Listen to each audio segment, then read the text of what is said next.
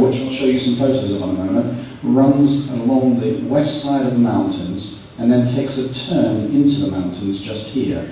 And this is where Al-Agha was found. So this is Al-Bada. Obviously these remains don't go back to Nephi's time, but this is where the water is found, and so it would have been where the town would have been in Lehi's time.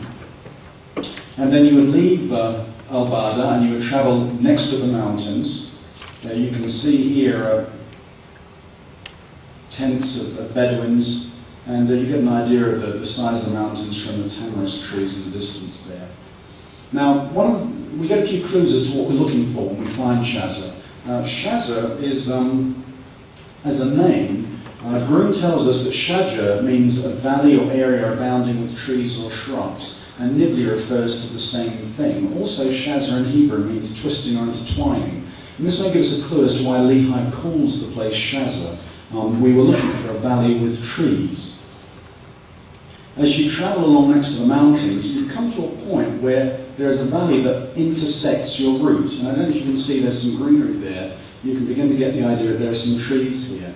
And as you move into the valley, into Wadi Agha, as you look towards the sea, it's kind of burnt out slide, but it's the sea there. You see the trees heading off into the distance, and as you look towards the east, towards the mountains, you have the same thing. Musil describes at the beginning of the 20th century this oasis extended for 18 miles. So, and I don't know if you can see, but each side of the valley is actually quite close. It's a very narrow, thin valley. So it seemed to fit the description of a valley with trees extremely well.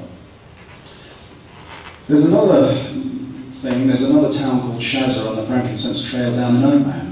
And in Oman, Shazer means a cleft, and we're interested to find that Gar, which is where the name Wadi Agha comes from, also means a cleft in the ground. So it may well be that Lehi was actually creating a very clever wordplay here, using Arabic and Hebrew to be able to explain a name for a valley which was intertwining, intersecting the route they were on, that was a valley with trees, and perhaps also included a play on words on the Arabic name for the valley that they were travelling in. This is something you saw earlier.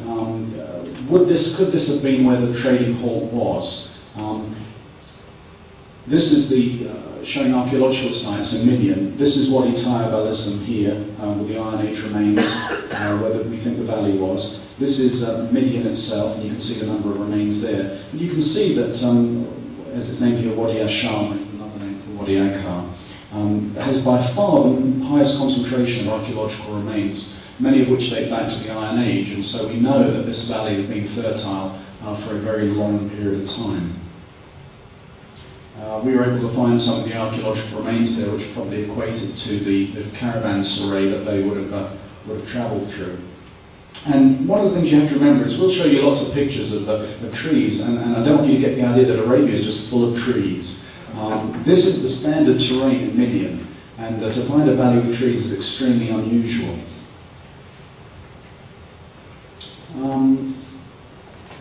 I'll just very briefly run over these because I know from the back I was sitting there, you can't read a thing of this size. But Nephi mentions a number of things in the text, and it was interesting to us that all of these things fit into what you find in that period of time in that area. He mentions, for example, when they get to Shazer, they go to hunt. And Agatha Kaides mentions the fact that the people who live in that area, the Batnis are mainly the people who lived in Wadi Ifal, which is where Midian is, and we're right next to where Shazer is, that they live by hunting land animals. And we were told by the Arabs that still the best hunting of ibex was found just there. And if you remember when Nephi is going back to bring back Ishmael's family, that Laman and Lemuel had enough and they tie him up to be eaten by wild animals. And Agatha Kaides tells us again that one of the disadvantages of having all of these animals to hunt was that you had so many wild animals, lions, wolves and pards, which has been translated elsewhere as panthers. And in fact, the last lion in Saudi Arabia was killed in Midian in 1926. So again, it fits perfectly in with the story that Nephi gives us.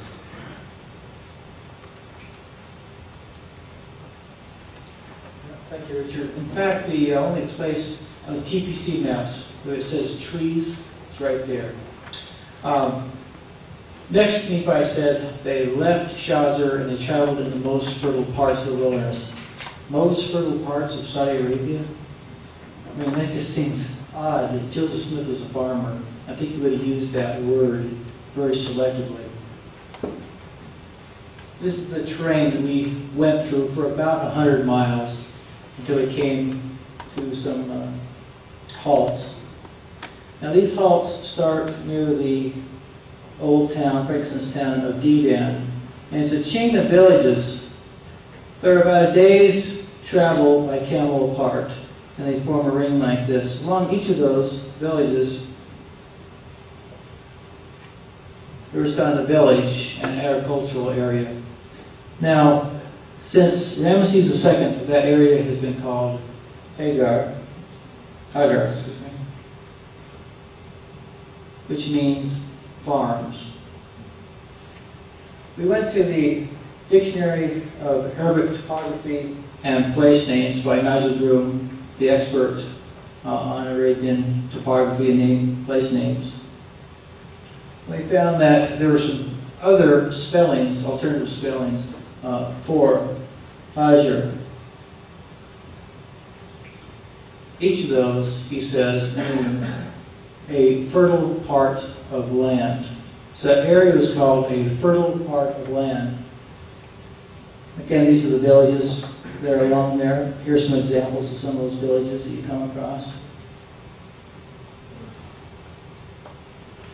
Which is rather shocking when you travel through hundreds of miles of desert and also you come across these wonderful agricultural areas. Now what I found of most interest is that Prophet Muhammad in the 6th century referred to this area with one of these place names, but in the plural, which are harim, which literally meant the fertile parts of land. He also applied a special tax, an additional quarter tax on those villages because they were the most fertile areas in all of his empire. It's easy to see why Nephi would describe that part of the trail as the most fertile parts.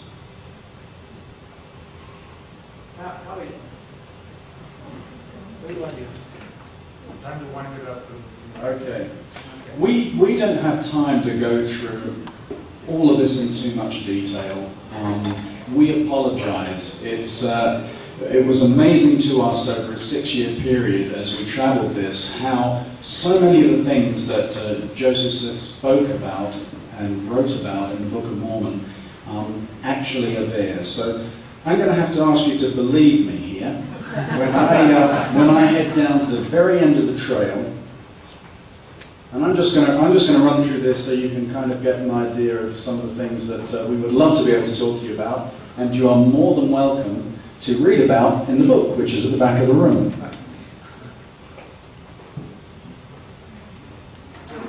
And if you'll just excuse me, I'll get us down to the very end here. Now, what we did was we looked at all of the statements that were made. I'll tell you what, George, while I'm talking, can you just get into the final portion? We looked at all of the statements that were made in the Book of Mormon by Nephi, geographical assertions, a river in a valley, the valley being firm, steadfast, and immovable, all of the kind of things that, if Joseph Smith were making up the book, I want you to use that. If Joseph Smith were making up this story, where it would be very easy to prove him wrong. And we decided that we would try and work out what the odds would be of Joseph Smith guessing this, because this was one of the arguments that's been placed against the Book of Mormon since virtually its publication, was that it was an object of Joseph Smith's imagination. So let me ask you, what do you think the chances are of Joseph Smith, who had never been to Arabia, guessing that there was a continually flowing river in Arabia? What chance would you give him? One in a million, I heard somebody say. Depends on whether he read Herodotus, who mentions a river running into the Red Sea in Arabia in his day. Okay, so here we come. We've got somebody who says, well, Joseph Smith obviously could read ancient Greek, but didn't tell anybody. Available in English in Joseph Smith's day. Okay. Was it in the Manchester Library? So it has to be in Joseph Smith's area, and he has to be able to go and do